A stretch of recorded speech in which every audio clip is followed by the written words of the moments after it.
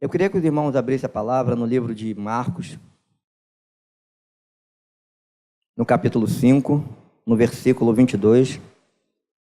Eu vou ler na minha versão, na outra versão, que eu acho que é igual a todas, né?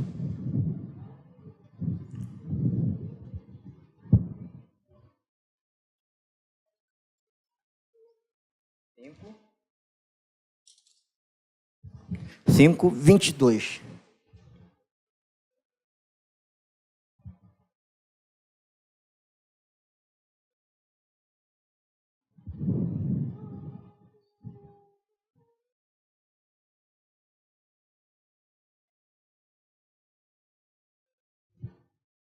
Marcos 5, 22. Diz assim a palavra de Deus. Podemos? Foi quando chegou ali um dos dirigentes da sinagoga local, chamado Jairo. Ao ver Jesus, prostrou-se a seus pés e lhe pediu aos prantos e com insistência: minha filha pequena está à beira da morte. Vem, impõe tuas mãos sobre ela para que ela seja curada e viva. Eu queria que o irmão repetisse comigo assim: para que seja curada e viva. Amém. Então Jesus foi com ele e uma enorme multidão o acompanhava, apertando de todos os lados. E estava por ali certa mulher que havia 12 anos vinha padecendo de hemorragia. Ela já tinha sofrido demasiado sob os cuidados de vários médicos e gastara tudo o que possuía. Porém, em vez de melhorar, ia de mal a pior. E tendo ouvido falar a respeito de Jesus, passou pelo aglomerado de pessoas e conseguiu tocar em seu manto. Pois dizia consigo mesma: se puder ao menos tocar nas suas vestes, ficarei curada. E naquele instante se lhe estancou a hemorragia, e a mulher sentiu em seu corpo que estava liberta do seu sofrimento. No mesmo momento, ao sentir que do seu interior fora liberado o poder, Jesus, virando-se em meio à multidão, inquiriu: quem tocou em meu manto? E ao que os discípulos alegaram-lhe: vês a multidão que te comprime de todos os lados e perguntas: quem me tocou? No entanto, Jesus continuou olhando ao seu redor, esperando ver quem havia feito aquilo. Então a mulher, assustada e trêmula, sabendo o que lhe tinha sucedido, aproximou-se e prostrou-se aos pés e declarou-lhe toda a verdade. E Jesus afirmou-lhe: minha filha, a tua fé te salvou. Vai-te em paz, esteja liberta do seu sofrimento. Enquanto Jesus ainda estava falando, chegaram algumas pessoas vindas da casa de Jairo, o dirigente da sinagoga, a quem informaram: tua filha já está morta, não adianta mais incomodar o mestre. Mas Jesus não deu atenção àquelas notícias e, voltando-se para o dirigente da sinagoga, o encorajou: não temas, tão somente continue crendo. Amém? Até aqui. Amém? Vamos ficar de pé? Vamos orar?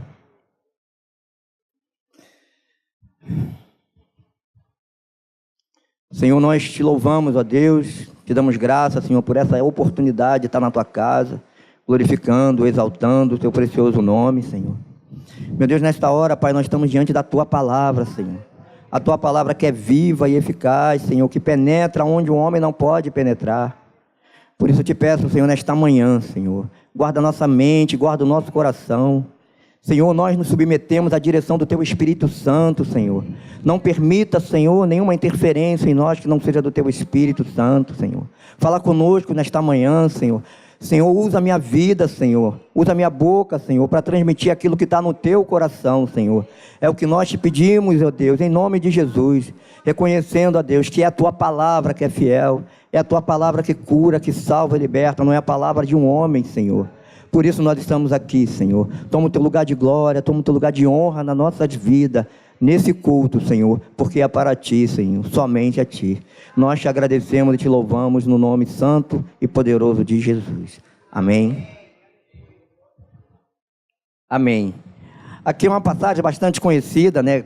Que todos nós conhecemos, eu creio, e devemos conhecer. Que está na Bíblia, né? E nós lemos a Bíblia. Mas o que me chamou a atenção, Deus falou comigo nessas passagens, é que, primeiramente, para poder entender o que Deus colocou no meu coração, a gente precisa entender quem são os dois. Né? São dois personagens de uma mesma passagem. E a gente vê na Bíblia, né, se eu não me engano, acho que é a única que Deus fala de duas passagens seguidas, né? Duas pessoas ao mesmo tempo, de duas maravilhas de Deus ao mesmo tempo. E aí, né, a gente precisa entender quem era Jairo. E aí a gente vê Jesus, como a pastora Nauzimar falou no início, né, e eu creio nisso, que tudo que está na Bíblia tem um sentido, tudo tem um significado. Falou do sacrifício, de Levítico, né, como Deus ordenava que as coisas fossem feitas nos mínimos detalhes. E a gente lendo, né, na nossa natureza, a gente até nem entende por que tantos detalhes, às vezes no dedo, na perna, na pomba, enfim, tem que queimar, não tem que queimar, enfim. Mas tudo isso são coisas que são importantes, tem um significado, tem um sentido para a vida da gente. E Deus Jesus aquele une duas pessoas. Um dirigente da sinagoga, algumas versões falam chefe da sinagoga, né? E uma mulher, né? Uma mulher que padecia 12 anos com fluxo de sangue. E a gente vê um parâmetro de um homem que era chefe da sinagoga, de um homem que exercia uma autoridade naquela nação, um homem que era responsável pelo oratório, né? Pela leitura da Torá, enfim, fazia toda aquela... era um homem que tinha o entendimento da lei, né? Um homem que conhecia as Escrituras, e como uma mulher que padecia do fluxo de sangue. E a gente viu, né, nessas leituras que a gente tem feito do livro de Levítico, como era uma mulher com fluxo de sangue, uma mulher hemorrágica, vivendo numa hemorragia. Era uma mulher totalmente desprezada, uma mulher totalmente, né, abandonada, largada, né, à própria sorte, ou seja, era considerada uma mulher imunda. E aí Deus, né, com Jesus nas suas escrituras, ele traz justamente uma mulher totalmente indigna pela uma sociedade preconceituosa, considerada indigna, impura pela uma sociedade preconceituosa, e um homem de autoridade. E a gente vai ver aqui nessa passagem, aquilo que Deus colocou no meu coração, a importância, o que Deus quer realmente trazer para nós nessa passagem. E aí a gente vê Jairo dizendo, no 22, né? Quando ele diz, a Bíblia relata que Jesus foi quando chegou ali do dirigente da sinagoga, chamado Jairo. Ao ver Jesus, prostrou-se aos seus pés e lhe pediu aos prantos e com insistência: minha filha pequena está à beira da morte. Vem e põe tuas mãos sobre ela para que seja curada e viva. Ele reconhecia Jesus, né? Ele sabia quem era Jesus, ou pelo menos já tinha ouvido falar de Jesus. E ele sai, né, no ato de desespero atrás de Jesus e diz uma coisa interessante: que a minha filha fique curada e viva. Interessante quando a apóstola estava, a pastora, a gente quarta-feira também, a gente tem falado dos enfermos da igreja, né? As pessoas que têm estado doentes, a parentela nossa também. E falou do seu Manuel, do problema que ele passou, né? Da vida do filho dele. E eu, assim, isso, né? A gente quando tem uma experiência com esse tipo de coisa, ainda está muito forte no nosso coração. Toda vez que acontece alguma coisa parecida, né? Da mesma forma, a gente também acaba trazendo à memória essas coisas. E a gente vê a nossa oração, né, sempre foi: Jesus, cura. Jesus cura. A palavra de Deus nos garante a cura pão dos filhos. Então Jesus, e muitas das vezes a pessoa que nós estamos orando, ela vem a ser separada, ela vem a deixar essa terra. Isso causa, às vezes, né, um conflito, porque, poxa, Jesus, eu orei tanto, nós oramos tanto, será que Deus não nos ouviu? E aí, nessa passagem, a gente vê que ele diz assim, ó, impõe as suas mãos sobre a minha cabeça, sobre a cabeça dela, para que ela viva, para que ela seja curada e viva. Então, a gente entende que o filho do seu Manuel, né, o meu irmão, quando a gente estava passando aquele problema, né, na minha casa, na minha família, eu sempre declarava isso. Eu via meu irmão a cada dia, né, diminuindo, enfraquecendo o seu corpo por conta do câncer, mas eu declarava isso na vida dele. Eu sempre dizia, Senhor, enfermidade nenhuma tem poder para tirar a vida do meu irmão. E como eu digo para você hoje, nesta manhã, enfermidade nenhuma tem poder para tirar a vida dos filhos de Deus. Quem tem poder sobre a vida é Jesus.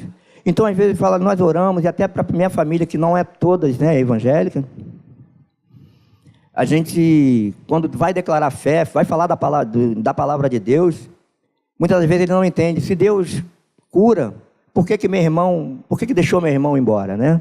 Isso vem, às vezes, do questionamento para as pessoas que não têm um entendimento. Mas o que Deus está falando para mim e para você aqui nesta manhã? Que nem Jesus, às vezes, Jesus curou o filho do seu Manuel como curou o meu irmão. Mas ele tinha um tempo aqui nessa terra. E o tempo deles acabaram. E eles precisaram ser retornar ao Pai. Assim como o filho do seu Manuel, o meu irmão também aceitou a Cristo. Então o meu irmão foi separado. Mas a enfermidade não tirou a vida dele. E aqui a gente percebe que Jairo faz dois pedidos a Jesus. Que ele imponha a sua mão sobre a cabeça da sua filha para que ela seja curada e viva. Então a gente entende que a cura Deus nos dá. A cura é pão dos filhos. E também Deus nos deu também a vida, que é a vida eterna. É a vida com Cristo. E às vezes a gente temos um conhecimento dessa palavra, mas a gente fica apreensivo. Senhor, orando pelaquela cura, orando desesperado pelaquela pessoa seja restaurada daquela enfermidade. E às vezes aquela pessoa vem a falecer, né? E às vezes a gente não acha que a pessoa não foi curada, mas ela foi curada. Ela vai subir, o corpo sobe glorificado. Agora, nós temos um tempo aqui nessa terra. E Jairo faz um pedido que me chama a atenção. Para que seja curada e viva. Amém? Isso é a primeira coisa que essa passagem me trouxe. E retornando Jesus... Olha o 24. Então Jesus foi com ele, e uma enorme multidão o acompanhava, apertando de todos os lados. Estava por ali certa mulher que havia 12 anos, vinha padecendo de hemorragia. Ou seja, a gente viu, né, como é difícil uma mulher padecer de hemorragia naquela época. Era uma mulher totalmente desprezada, né, da sociedade. É uma mulher que tinha a sua vida ceifada, porque ela não podia conviver naquela sociedade. E se a gente se colocar no lugar, né, se a gente for entender como é uma mulher desse tipo, a gente vê uma mulher que vive à margem. Ela não pode ter convívio com a sua família, não podia ter comunhão, né, na sinagoga, não podia frequentar, não podia estar com os irmãos louvando, adorando a Deus. Era uma mulher totalmente excluída de uma sociedade preconceituosa. E nós também vivemos numa sociedade preconceituosa. Nós também vivemos numa sociedade que, se nós não tivermos o entendimento da palavra, de entender quem nós somos no reino, nós também nos sentimos assim. Nos sentimos imundos, nos sentimos indignos, nos sentimos incapazes de fazer algo, nos sentimos o sentimento de pequenez, depreciação, a timidez, faz com que isso domine a gente de uma forma e a gente acaba vivendo da forma que aquela mulher estava vivendo, excluída de uma sociedade, excluída de um convívio, de uma vida que Deus escolheu para cada um de nós. Porque como o irmão falou aqui, não é? Nós somos filhos de Deus. Você é filho de Deus, né? Nós somos filho. E como filho nós somos herdeiro. Mas às vezes a gente está vivendo como uma mulher com fluxo de sangue. Eu quero trazer o fluxo de sangue, né, da passagem para o mundo natural como um pecado. Né? Nós já fomos justificados, mas às vezes a gente vivemos ainda na culpa. As nossas atitudes, nosso comportamento não diz isso. Não diz que nós somos filhos, mas nós somos filhos. As circunstâncias, a dificuldade que nós vivemos não anula a paternidade de ninguém. Quando nós... É uma frase muito dita...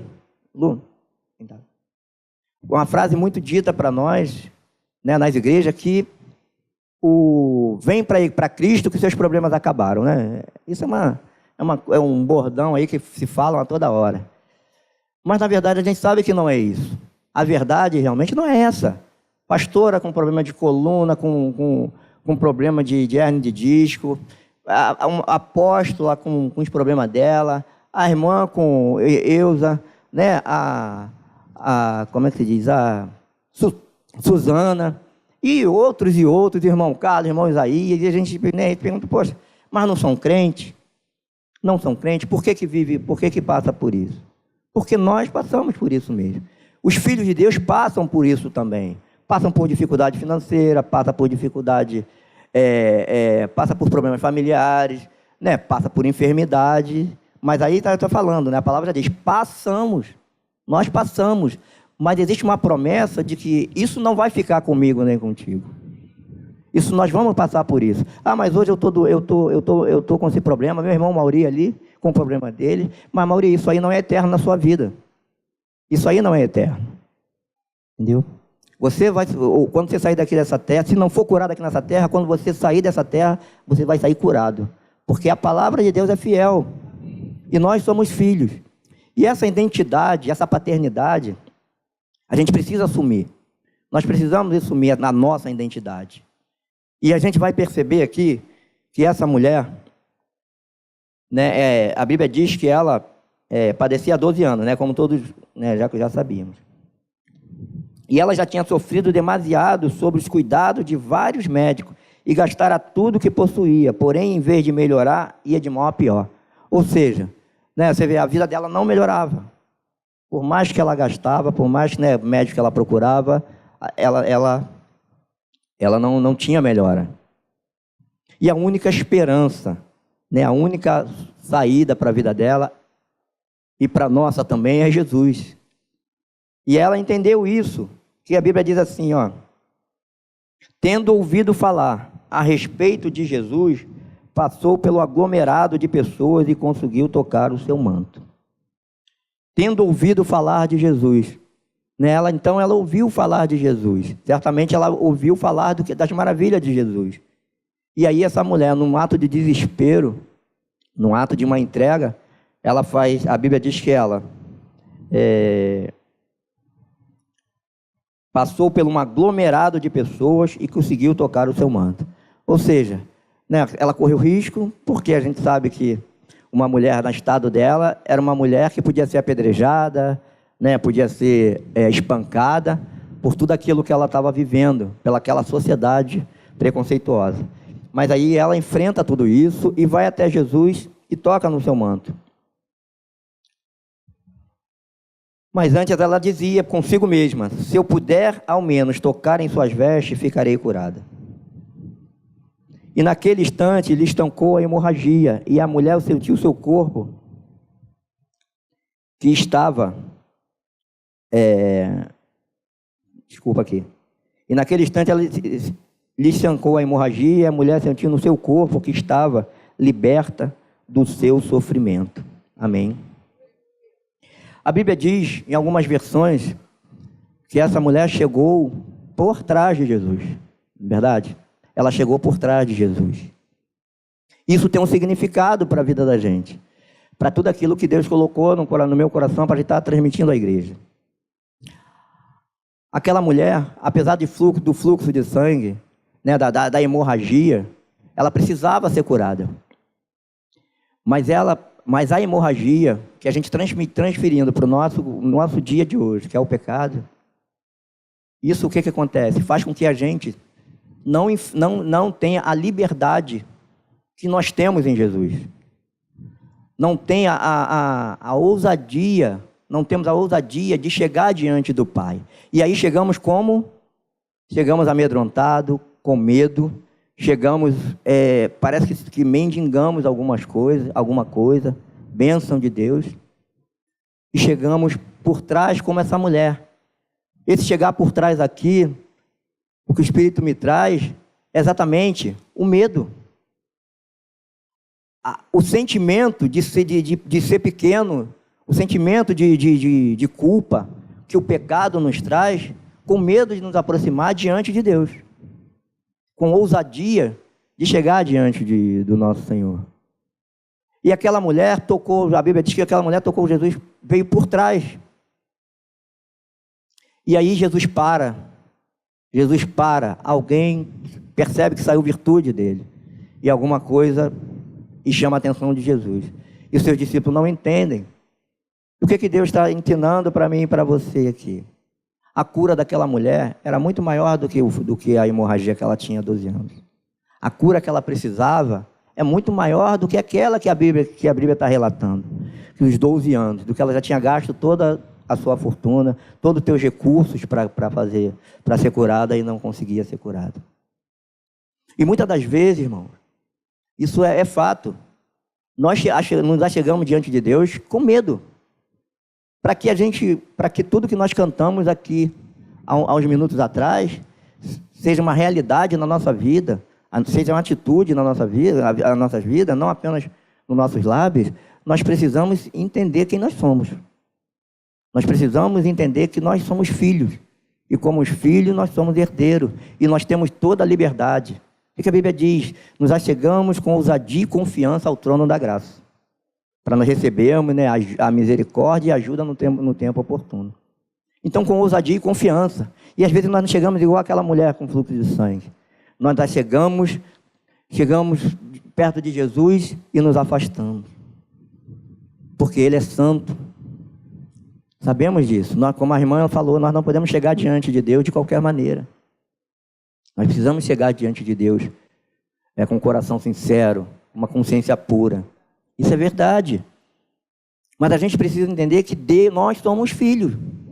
E Deus, Ele quer nos relacionar conosco como Pai. E aquela mulher percebe que ela chega por trás e toca Jesus e se afasta. Mas Jesus, e a Bíblia diz que no mesmo momento, ao sentir que seu interior fora liberado poder, o 29, e naquele instante ele estancou a hemorragia e a mulher o sentiu em seu corpo que estava liberta do seu mal. Problema resolvido. O problema está resolvido. A cura que eu buscava, no entendimento daquela mulher, está resolvida.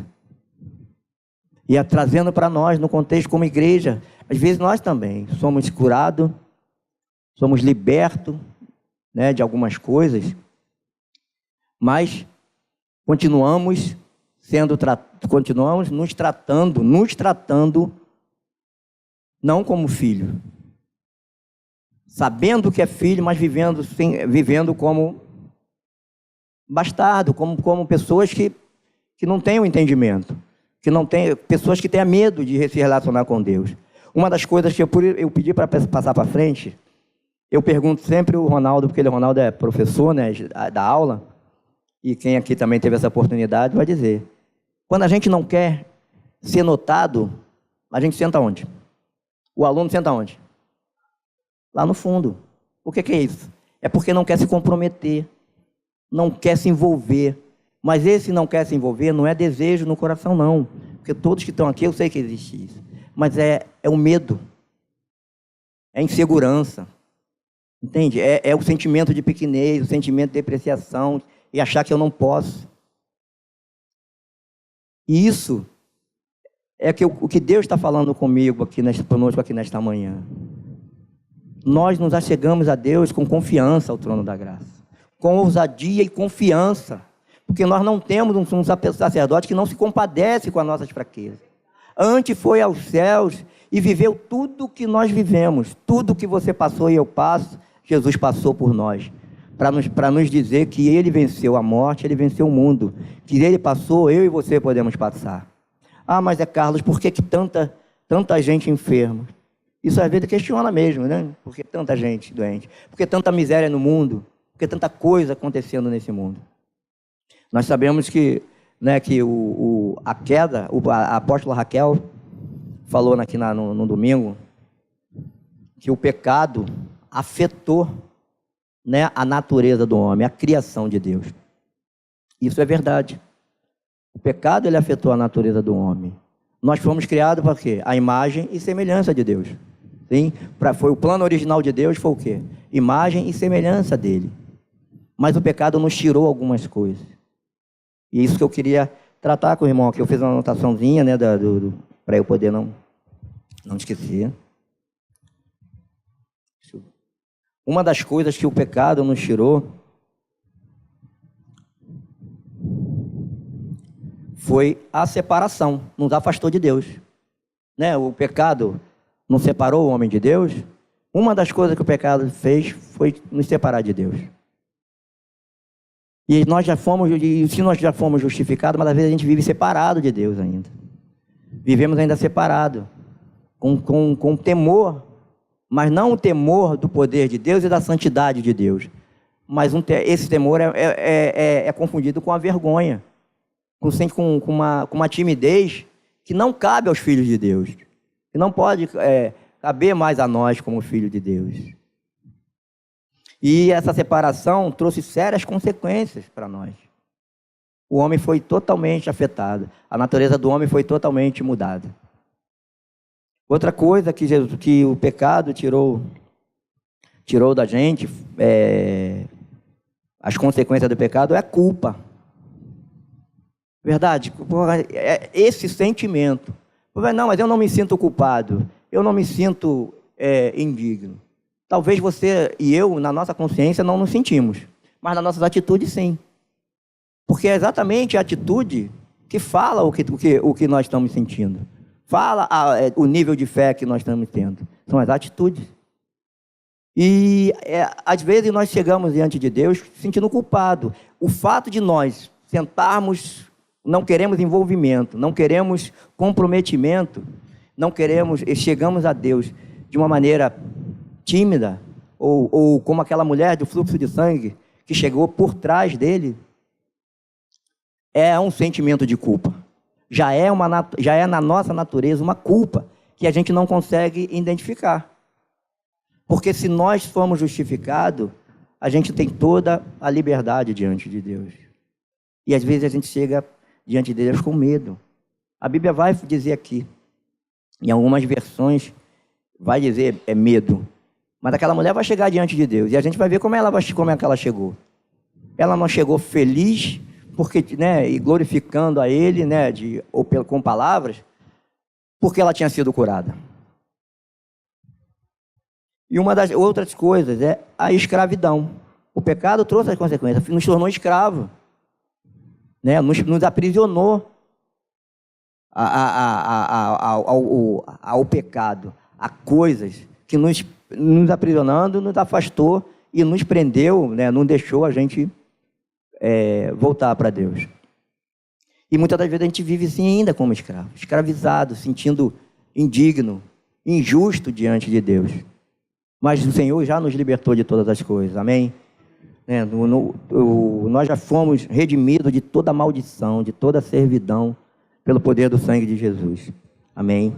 E essa verdade precisa estar consolidada, ratificada no meu e no seu coração, para que nós vivamos realmente como filho, para que quando estiver adorando, louvando a Deus, não louvamos apenas de lábios, mas as nossas atitudes, com ousadia, com confiança, com fé de filho de Deus, amém? Outra coisa foi a morte, né? O pecado trouxe a morte, né? A morte física, a morte espiritual. O pecado trouxe isso para nós. Mas o Senhor Jesus, Ele nos deu vida e vida em abundância. Ele nos deu uma vida eterna. Amém? E a acusação, né? Nós somos o tempo todo sendo acusados, né? Isso são consequências do pecado. Sendo assim, a gente precisa, né, como é que eu vou colocar? Nós precisamos assumir. Eu sempre digo a palavra assumir, porque eu acho que nós sabemos que somos. Todos que estão aqui sabem que são. Eu sou filho de Deus, porque a palavra de Deus nos diz isso. Mas a gente precisa viver como filho de Deus e assumir que somos filhos. Assumir que nós somos filhos de Deus. Sendo assim, o homem precisa de quê? De uma reconciliação. Nós precisamos de arrependimento, de justificação, libertação e vida eterna. Isso tudo nós temos. Isso tudo foi dado para mim e para você. E como também Jesus queria dar àquela mulher. A cura do fluxo de sangue era apenas uma situação de que aquela mulher precisava de cura. Mas na cura dela maior não era só no corpo, era na alma e no espírito. Amém? Vamos lá continuar aqui então.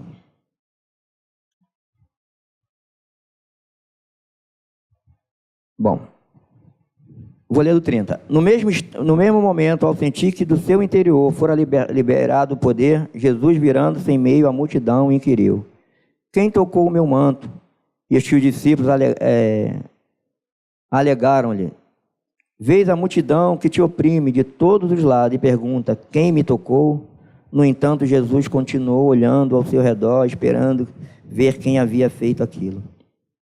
Então a mulher, assustada, trêmula, sabendo o que tinha sucedido, aproximou-se e, postrando-se a seus pés, declarou-lhe toda a verdade.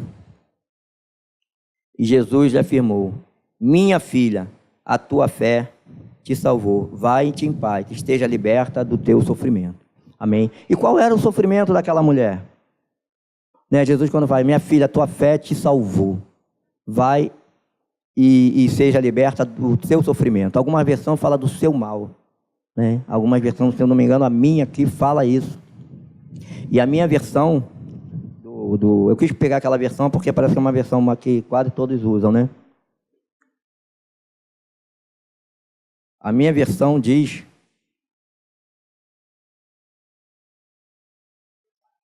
34, né?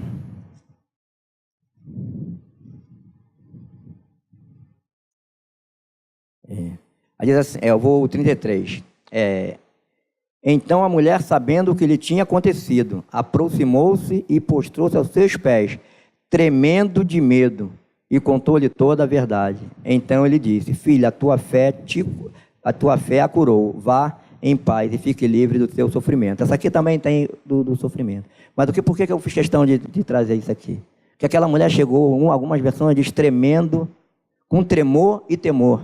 A mulher chegou tremendo, chegou com medo. Por quê? Porque ela era uma mulher que vivia numa sociedade preconceituosa. Uma sociedade que colocava ela como uma mulher indigna, por conta da sua doença, por conta da sua enfermidade. Uma sociedade que separou, tirou ela do convívio dos seus familiares. Uma sociedade que colocou ela sem esperança, sem um mínimo de perspectiva de vida. E aquela mulher chegou diante de Deus com medo, tremor e temor. Com medo. E muitas das vezes é assim que a gente chega diante de Deus, com medo. A gente não chega se sentindo indigno, sentindo pequeno. Eu quero frisar isso, porque a cura que Deus queria trazer para aquela mulher, eu não sei se eu estou sendo claro, mas era essa. Que apesar da circunstância de uma sociedade talvez dizer para mim, para você, palavras que talvez diminuam a nossa pessoa, talvez nos humilhe diante de algumas palavras, de algumas situações. Talvez uma sociedade que nos deu uma oportunidade de estudarmos, de nos formarmos, de ser uma pessoa eloquente, de ser uma pessoa posicionada, bem posicionada nessa terra, faz com que a gente se sinta pequeno. Faz com que a gente comece a colocar que nós não podemos. Que o que o fulano come não é para nós comermos. Aquilo é para fulano, porque fulano é juiz, ou fulano é isso, ou fulano é aquilo. Mas Deus vem falar para mim e para você aqui nesta manhã, que nós podemos tudo sim. as circunstâncias, a vida que nós levamos, as lutas que nós enfrentamos, não anula a paternidade que nós temos. Nós somos filhos de Deus, filho do dono do ouro e da prata. Mas porque enfrentamos problemas, situações, meu irmão e minha irmã, isso não anula a paternidade de Deus. A gente precisa assumir isso dentro do nosso coração. A gente precisa viver isso nas nossas atitudes. A gente tem vivido um tempo de propósito na igreja. A apóstola Raquel sempre tem falado sobre isso.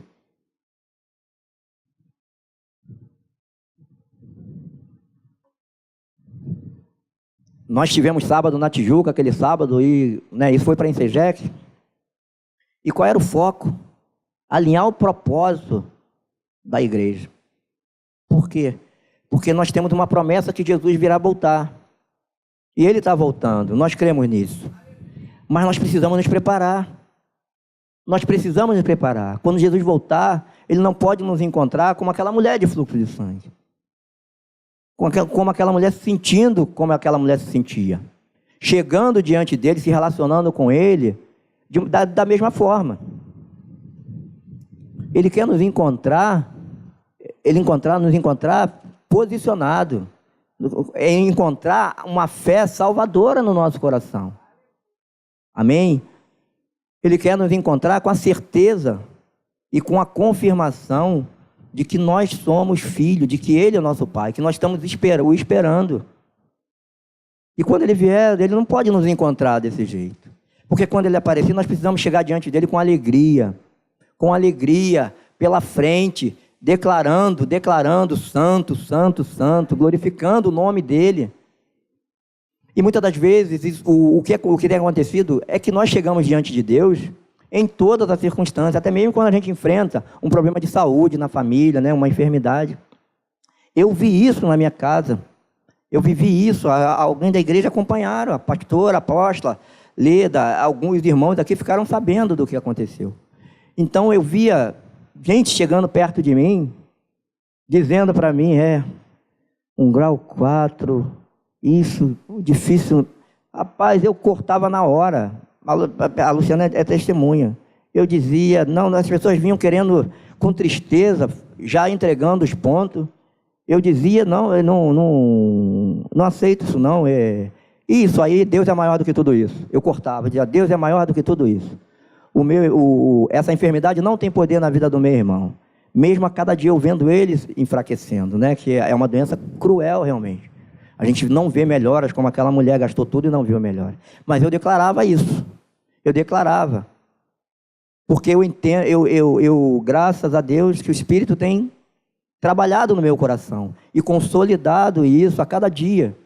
De que, apesar das circunstâncias que eu estou vivendo, em todas as áreas, seja ela financeira, seja ela profissional, familiar, em todas as áreas.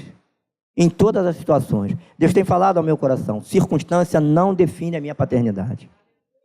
As lutas não definem a minha paternidade. Eu sou filho de Deus. Eu sou um filho de Deus enfrentando uma enfermidade. Eu sou um filho de Deus enfrentando uma crise financeira. Eu sou um filho de Deus enfrentando um problema familiar. Eu sou um filho de Deus enfrentando uma luta com o filho, ou seja, com a esposa, com o marido. Eu sou um filho de Deus aqui nessa terra, lutando, guerreando, batalhando. Mas eu sou filho de Deus. E tudo aquilo que está acontecendo comigo e com você, Suzana, minha irmã, sei dos problemas que a irmã está enfrentando, que cada um de nós aqui está sabendo, porque a igreja tem orado.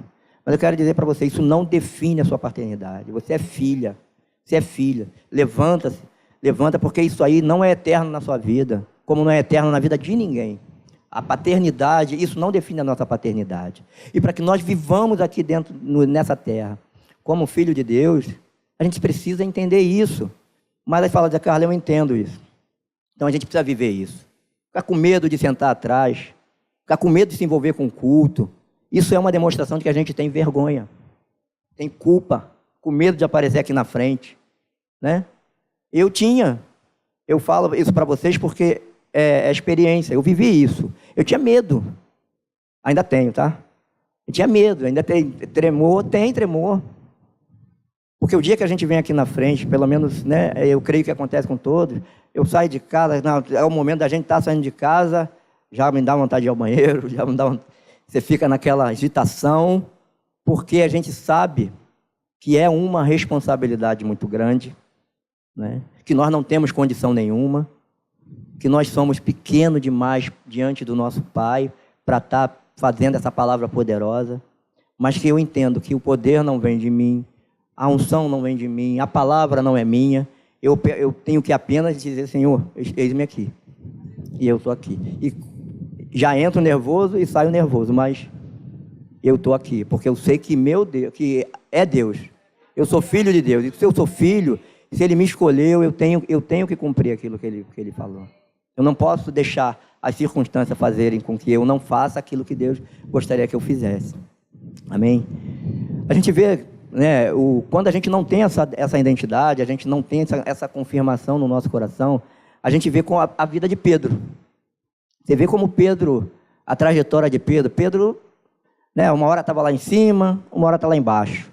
Uma hora está em cima, outra hora está lá embaixo. Uma hora ele anda sobre o mar, outra hora ele é chamado de pequena, de que ele não tem fé, né, de pequena fé. E a gente vê nós também oscilando muito na igreja. A gente vê a igreja hoje, né, não só aqui, nossos irmãos em Cristo aí fora, a gente vê oscilando muito desânimo. Talvez seja a doença, né, do crente, é o desânimo. É o que tem mais afetado o crente. E às vezes você vê, enquanto o irmão está, rapaz, uma bomba poderosa. Daqui a pouco você vai, o irmão está cabisbaixo.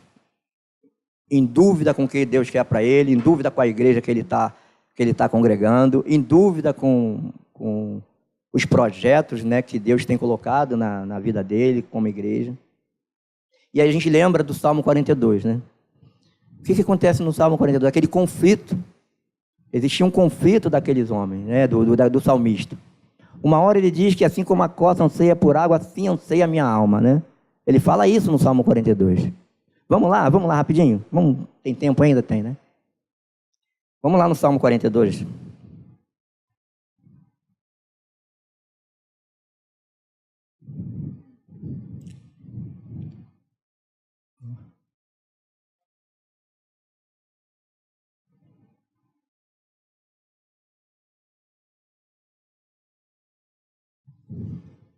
Eu vou mais rápido.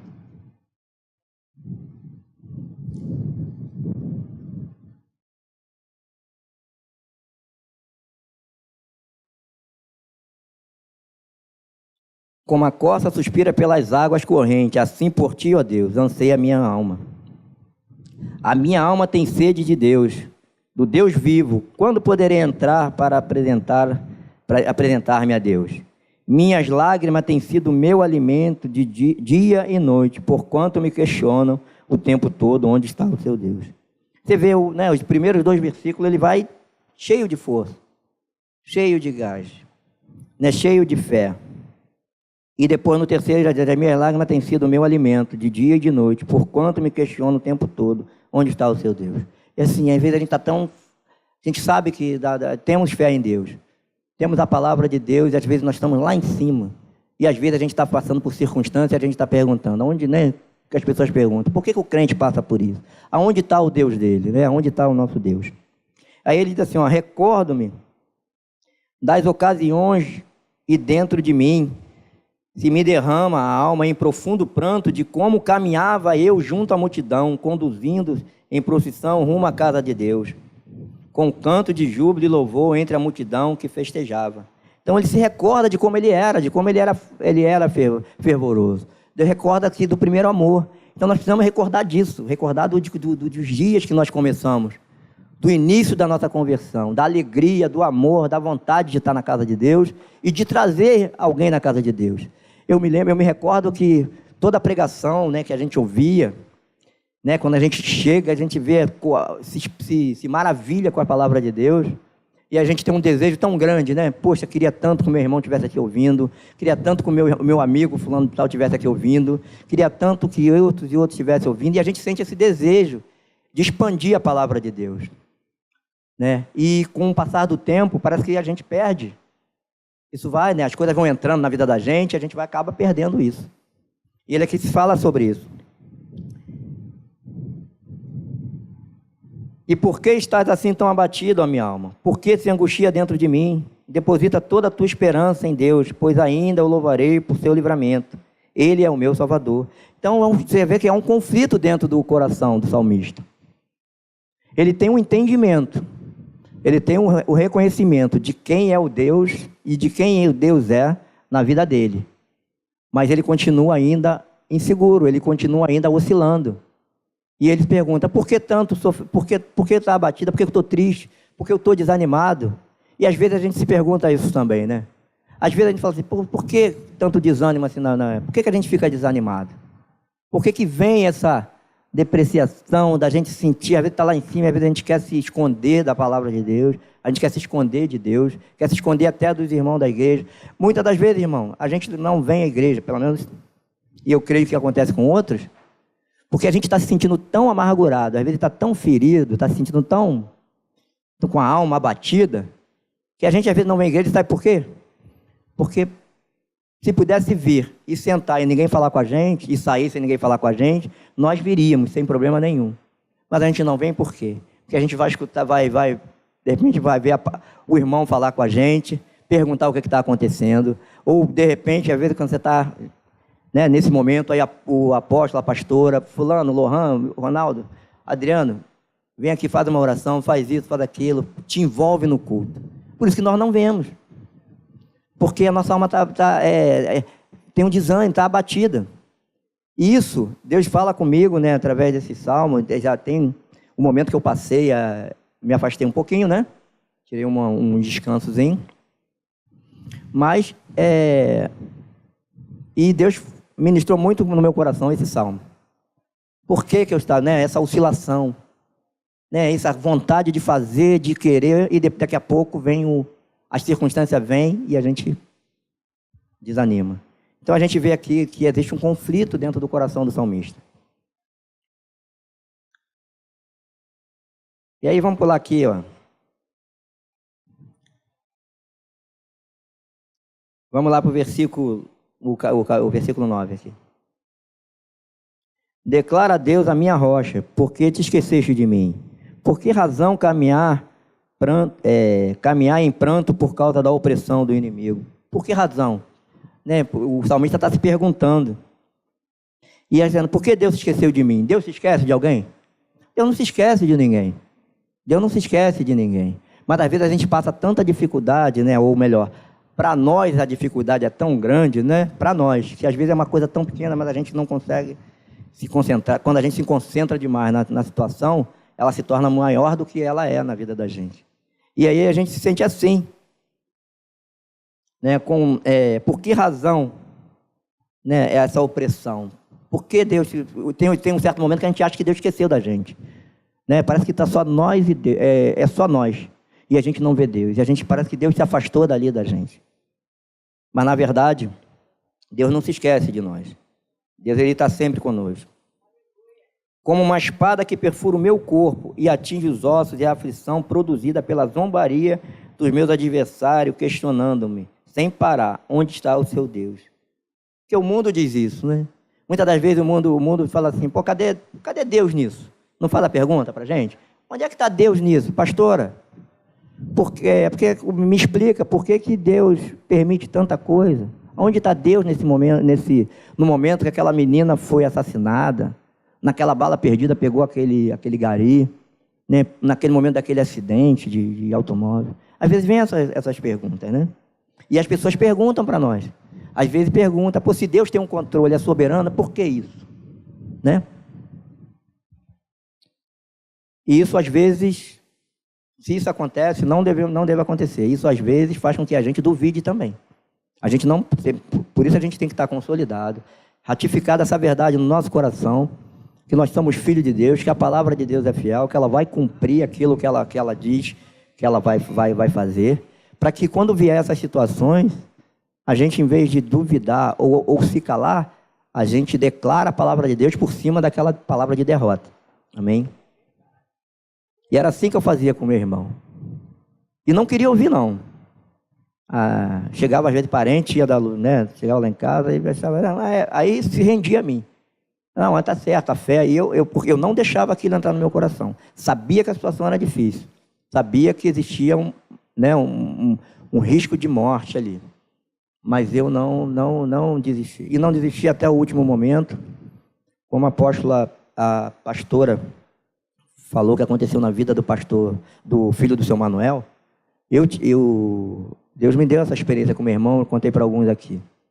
E quando ela fala dessa passagem de Jó, Deus me deu, Deus tomou, bendito seja o nome do Senhor, foi a última canção que meu irmão cantou, dentro da sala amarela do Rocha Faria, no hospital. Eu já contei isso aqui uma vez.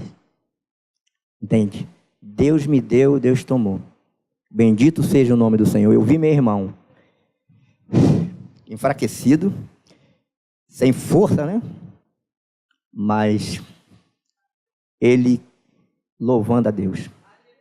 Então, meu irmão não era crente, recebeu no hospital com a apóstola Raquel, recebeu na casa dele também a Deus. Mas eu creio que ali, como aquela mulher de fluxo de sangue aqui, né? Saiu a cura dela, não foi apenas quando ela tocou em Jesus, mas foi quando ela apareceu diante de Jesus. Quando ela se prostrou diante de Jesus e declarou-lhe toda a verdade. E assim também foi na vida do meu irmão. Eu creio que ele recebeu a Jesus. Eu creio que ele creu que Jesus era filho de Deus, que ele era o salvador do mundo. Mas a confirmação no coração dele, Deus falou muito forte no meu coração, foi naquele dia, onde ele declarou com a boca, com a sua boca confessar, né, que no seu coração, né, Jesus é o Filho de Deus, você será salvo. E ele confessou: Deus me deu, Deus tomou, bendito seja o nome do Senhor. Ele cantava esse hino no celular, ele cantando comigo. E aquela maravilha para mim. E eu não fiquei maravilhado, mas confesso para os irmãos que eu não entendi naquele momento. E fui embora para casa, né, na noite, meu irmão veio para dormir com ele. Quando eu fui para casa, na madrugada, que eu me levantei, vi a mensagem no celular do meu irmão que estava com ele, dizendo: meu irmão, pô, a doença, ele teve assim a doença teve uma evolução, meu irmão está indo embora, aquelas coisas. E aí Deus ali, o Espírito me trouxe ali, que a passagem do meu irmão não foi ali, já tinha sido feita. Foi feita ali naquele momento onde ele confessou. E a prova disso é que no dia seguinte, quando eu fui lá, meu irmão, teve um dos irmãos, fala irmão, né, que vários, né, eram uns 8, 7 agora. Quando meu irmão chegou para vê-lo, ele entrou na sala, chegou até o leito e voltou correndo, chorando: aquele não é meu irmão, não é meu irmão, não é meu irmão, porque ele mudou.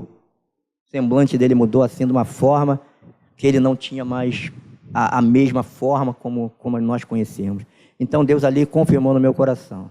Lá nós fomos, a pastora, né, alguns irmãos aqui, Mauri, o seu José, foi lá no sepultamento, a apóstola Raquel, mas eu tinha certeza no meu coração, diante de Deus.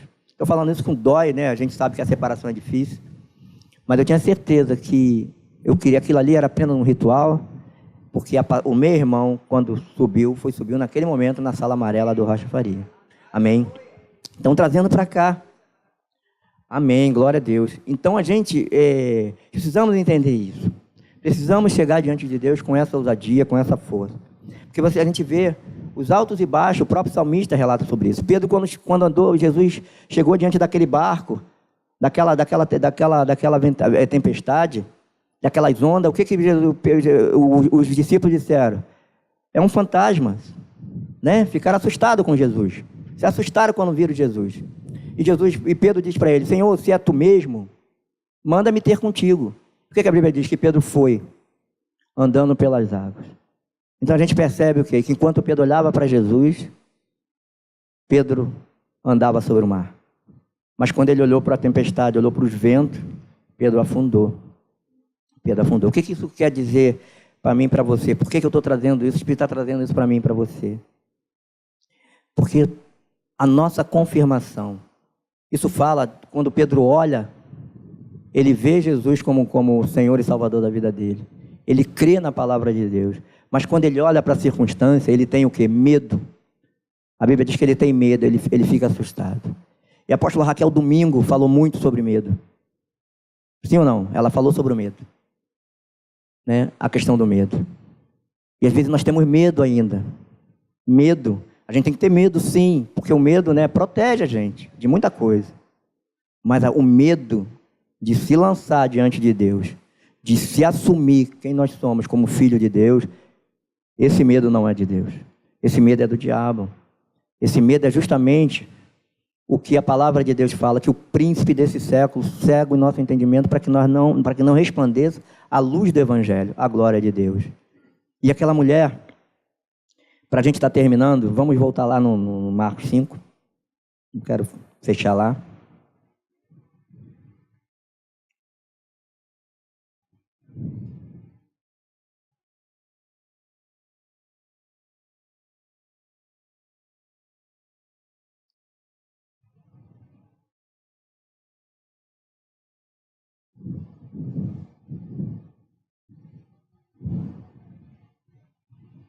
Vou ler do 30 só para a gente terminar, tá?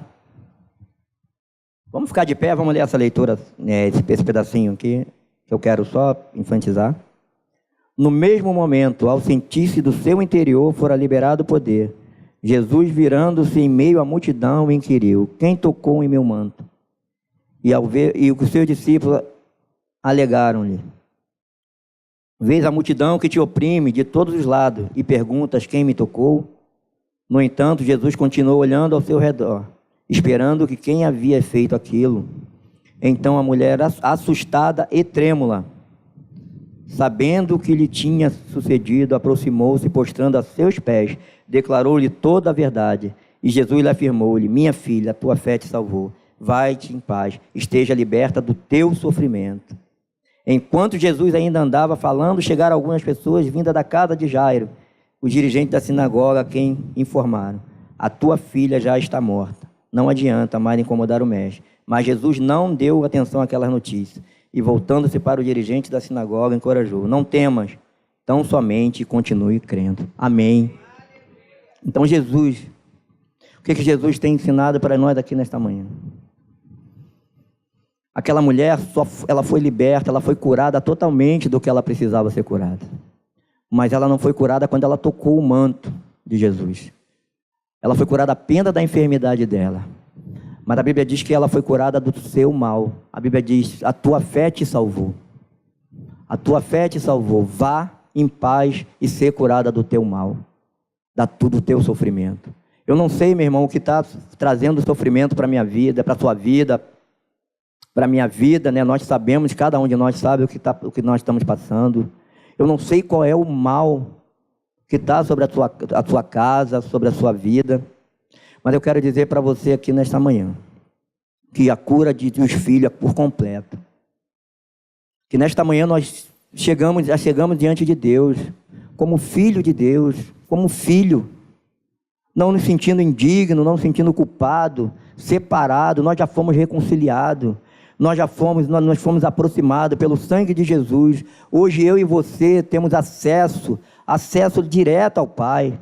Nós não precisamos mais trazer sacrifício de animais para que nós possamos levar os nossos pecados até Deus, confessar o nosso pecado até Ele. Nós não precisamos mais de sacerdote, de homem nenhum.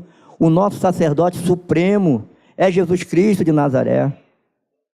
Ele é o nosso sacerdote supremo, Ele é o próprio sacrifício. O sangue de Jesus nos purifica de todo o pecado. E nós precisamos entender que essa verdade seja estabelecida no meu e no seu coração, de uma forma plena. Que nós vivamos como filho de Deus. Que não nos acheguemos mais diante de Deus, chegamos mais na casa do nosso Pai com vergonha. Chegamos mais na casa do nosso Pai com medo, com a nossa alma aflita, com o nosso sentimento ferido. Meu irmão, nós estamos aqui na casa de Deus, nós temos um Pai, um sumo sacerdote que se compadece das nossas fraquezas, que já passou por tudo que nós passamos. Por isso nós nos acheguemos a Ele com ousadia e confiança. Assim como aquela mulher, exemplo daquela mulher, sim. A Bíblia diz que no seu coração ela já falava: se eu tocar no seu manto, serei curada. A fé já estava estabelecida no coração daquela mulher, mas ela precisava de algo mais. Assim como eu e você talvez precisa de algo mais. Nós precisamos reconhecer e se espojar diante de Deus, não por trás, mas na frente do nosso Pai, do nosso Senhor e nosso Salvador Jesus Cristo, e declarar toda a verdade, e ouvir o que aquela mulher ouviu. Meu filho, a tua fé te salvou, ser curado do seu mal, não há mais nada, nenhuma condenação, você é filho, você já foi redimido de toda maldição, você já foi transportado das trevas para o reino da luz, você é filho de Deus, você e eu fomos criados à imagem e semelhança de Deus, nós vimos aqui hoje, nesta manhã, um homem que exercia autoridade, um homem que tinha autoridade naquela nação, e uma mulher também que era indigna para aquela sociedade, e o tratamento de Jesus não foi diferente, nem para um nem para outro. Talvez você e eu ainda olhe, porque fulano tem isso ou tem aquilo, porque fala bem, tem bens, se veste bem, tem uma boa profissão, é realizada profissionalmente. Talvez nós achamos que Deus trate ela diferente, Deus a abençoa mais do que nós. Não é verdade, irmão. Não é verdade. Deus olhou para aquele homem que era autoridade naquela nação, da mesma forma que Ele olhou para aquela mulher. E se nós formos comparar pela ordem natural, foi ele que chegou diante de Deus. Ele chegou diante de Jesus, primeiramente, pedindo a Jesus que tocasse na filha dele que estava para morrer. Mas Jesus queria ensinar algo para aquele homem também, assim como Ele quer ensinar para nós aqui nesta manhã, que nós somos filhos de Deus, que as coisas vão acontecer no tempo de Deus.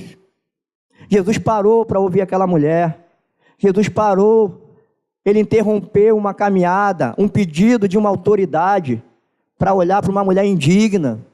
Talvez você e eu nos sentimos assim em algumas circunstâncias, ou talvez hoje nós estamos nos sentindo assim. Tanta desgraça, tantas situações aconteceram na minha vida, na minha família. Eu sou crente, eu tenho ido à igreja, eu tenho dizimado, eu tenho ofertado, eu tenho me colocado diante de Deus, mas o meu filho, a minha filha, ou talvez o meu marido, a minha esposa, a minha situação financeira, a minha situação familiar, talvez hoje eu não tenho, estou com o meu aluguel atrasado, eu estou com minhas contas atrasadas, o meu trabalho não tem pago o salário, está com o salário atrasado, a crise que nós estamos vivendo no mundo, né, no Rio de Janeiro em especial, talvez isso tenha oprimido, tem nos feito nos sentir humilhado, tem nos humilhado, mas eu quero dizer para você e para mim aqui nesta manhã, que nós somos filhos de Deus, que a circunstância não define a nossa paternidade, que aquilo que nós estamos passando, nós vamos passar. Essa tempestade não é eterna, a enfermidade que talvez hoje me oprime, as coisas que hoje me entristecem, têm me entristecido, não são eternas na minha vida. Eu vou chegar diante do Pai com o corpo glorificado, é uma promessa de Deus, é a promessa de Deus. Isso tudo vai passar, meu irmão e minha irmã, isso tudo vai passar. Que nesta manhã o Espírito Santo possa trazer luz ao nosso entendimento, que nós possamos, ó Deus, sair daqui consolidado, ratificado com essa verdade no nosso coração. Não há nada que possa nos separar do amor de Deus, não há nada que possa nos fazer menor ou maior do que qualquer pessoa, porque o Pai, o Criador do céu e da terra, é o nosso Pai. Nós podemos chegar diante dele e dizer: Abba, Pai, meu Paizinho, eu tenho direito. A Bíblia diz que todos quantos receberam, Deus deu o poder de serem feitos filhos de Deus, direito nosso. Ele nos deu o poder de ser filho de Deus, é o privilégio que nós vivamos como filho de Deus. E Deus quer nos curar, sim, irmão. Ele quer curar a nossa enfermidade física. A palavra dele nos garante, ele já venceu todo espírito de enfermidade naquela cruz. Mas a cura que Ele quer nos dar é além da cura física. A cura que Ele deu àquela mulher, irmão, foi uma cura além da cura física. Ele restaurou a comunhão daquela mulher. Ele restaurou a identidade daquela mulher. E Ele disse para ela, apesar de tudo que você passou, que você gastou, da sua desesperança, do abandono, você é filha. Você é filha, vai e seja curada do seu mal, vai e seja curada do seu mal. Vamos louvar ao Senhor, vamos adorar o Senhor, vamos glorificar o nosso Pai, vamos declarar para Ele o quanto nós o amamos, o quanto nós somos gratos por Ele não ter esquecido de nós, não ter desistido de nós. Eu sei, meu irmão, que não é fácil, oh meu Deus, como não é fácil a gente se separar das pessoas que a gente ama, como não é fácil a gente passar por um momento de enfermidade na nossa vida, de crise, não, oxa, quantas coisas que nós passamos, que a gente sabe que é difícil sim para nós, mas nós temos um Deus conosco. Ele falou que estaria conosco todos os dias de nossas vidas, que a sua bondade e a sua misericórdia estaria conosco, nos acompanharia todos os dias de nossas vidas. Por isso agarre nessa verdade e me ajuda, meu irmão, a agarrar nessa verdade, ajudar uns aos outros a nos agarrar nessa verdade, a estarmos juntos, glorificando em comunhão, adorando e glorificando ao nome do Senhor, para que essa verdade seja firmada no meu e no seu coração, e nós saímos daqui dizendo para todos, para todo mundo, eu sou filho de Deus. Não há nada maior, não há nada melhor do que ser filho de Deus. Amém, amém. Vamos, abre a sua boca, eu vou abrir a minha boca também, vamos glorificar a Deus. É uma oportunidade que nós temos de declarar o nosso Pai, de glorificar o nome do nosso Pai, de agradecer ao nosso Pai. Nós temos tudo o que nós precisamos, tudo, nós somos um corpo. Se hoje talvez eu não sei falar bonito, mas eu tenho gente aqui na igreja que faz parte do corpo que fala bonito. Se eu não tenho a habilidade do meu irmão em certas áreas, mas eu tenho meu irmão aqui no corpo, no meu corpo, no corpo de Cristo, que tem as habilidades que eu preciso. Amém? Vamos sair daqui com essa verdade nesse dia, irmão. Vamos glorificar a Deus de uma forma que jamais glorifiquemos. A Deus o nosso Pai, a Deus o nosso Pai, ao nosso Abba Pai. Aleluia, aleluia.